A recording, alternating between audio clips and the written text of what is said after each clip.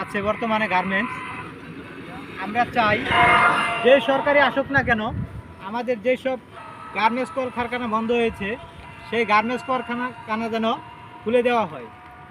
কারণ বাংলাদেশে মানে 50% গার্মেন্টস বর্তমান বন্ধ আছে, কারণ কোনো বায়ার বর্তমান ঢুকতেছে না, এবং যেগুলো গার্মেন্টস খোলা আছে সেগুলোতে কাজ খুবই কম, 5টা ডিউটি, এবং কি আমাদের ভাই বোন যারা আছে তাদের কিন্তু ওভার টাইম ছাড়া পোষাইতেছে না। 5টা ডিউটি করে কিন্তু আমাদের ঠিকমতো সংসারটাও চলে না। তা আমরা এইভাবে কিভাবে চাকরি করে কী লাভ বলেন? সর্বশেষ সবার দৃষ্টি আকর্ষণ করছি, আমাদের গার্মেন্টস কারখানার ভিতরে সবাই একটু সুনজরে দেখেন, কারণ এগুলো সরকারের অদন পতনের জন্য আমাদের গার্মেন্টসের ছেলে মেয়েদের অনেক বড় ধরনের একটা ক্ষতিগ্রস্ত হইতেছে, না পারতে ঠিকমতো চলতে, না পারতে ঠিকমতো খাইতে। তাই সবাইকে বলি, আমাদের যে সরকারি আসুক না কেন, গার্মেন্টস কারখানা যেন যেগুলো বন্ধ হয়েছে সেগুলো খুলে দেওয়া হয়।